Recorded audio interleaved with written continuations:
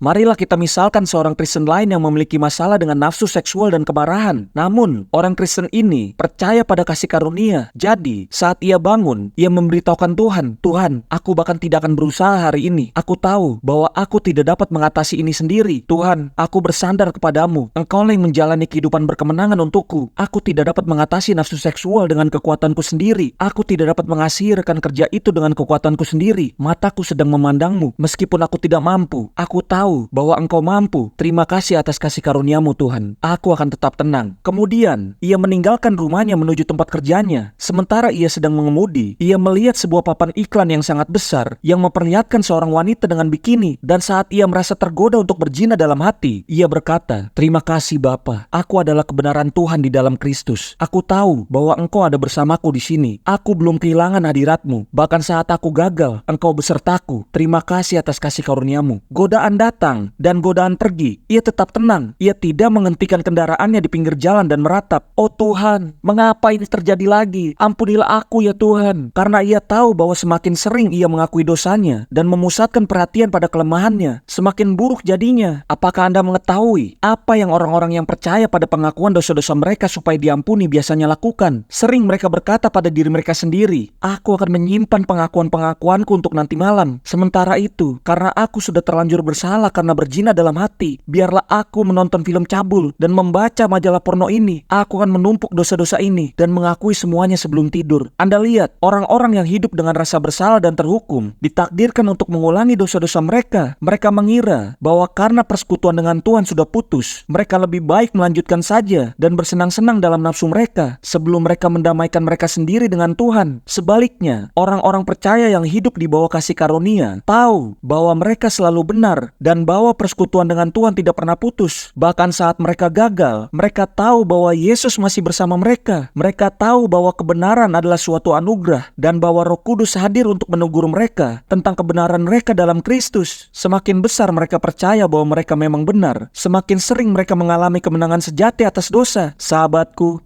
kita telah menyatakan ini sebelumnya. Keyakinan yang benar selalu menghasilkan kehidupan yang benar. Marilah kita kembali kepada orang Kristen yang percaya pada kasih karunia. Nah, begitu ia melangkah ke dalam kantornya, ia disapa oleh rekan kerja yang tidak disukainya tersebut. Rekannya ini dengan nyaring dan riang mengucapkan selamat pagi langsung di telinganya. Meskipun ia jengkel dan merasa kemarahan muncul dalam dirinya, ia mampu mengucap syukur. Tuhan, terima kasih karena Engkau mengasihiku bahkan saat aku merasa seperti ini. Bukan, Tuhan ampunilah dosaku. Ia mampu mengatasi perasaan-perasaan kemarahan dan kejengkelannya dan mendapatkan pengungkapan baru tentang kasih tanpa syarat Tuhan kepadanya. Bukannya merasa jengkel dan marah terhadap dirinya sendiri karena tidak bisa merasa jengkel dan marahnya kepada rekannya. Ia dipenuhi kasih karunia Tuhan dan dikuatkan oleh kemampuan adikodrati untuk mengasihi bahkan rekan yang paling sulit dikasihi. Dapatkah Anda melihat perbedaan antara orang-orang yang percaya pada kasih karunia dan orang-orang yang mengandalkan kekuatan mereka sendiri untuk mengatasi dosa? Orang-orang yang mengandalkan kasih karunia Tuhan melihat kuasanya mengalir dalam kehidupan mereka. Sahabatku, kadang-kadang Anda akan tergoda untuk berbuat dosa. Namun, sementara hukum Taurat hanya akan menggugah kedagingan Anda untuk lebih menyadari dosa, kasih karunia memberikan Anda kuasa untuk menang tanpa susah payah atas dosa. Itulah sebabnya mengapa Rasul Paulus berkata, sebab kamu tidak akan dikuasai lagi oleh dosa, karena kamu tidak berada di bawah hukum Taurat, tetapi di bawah kasih karunia. Saat Anda menempatkan diri Anda sendiri di bawah hukum Taurat, begitu Anda tergoda, Anda menghakimi diri sendiri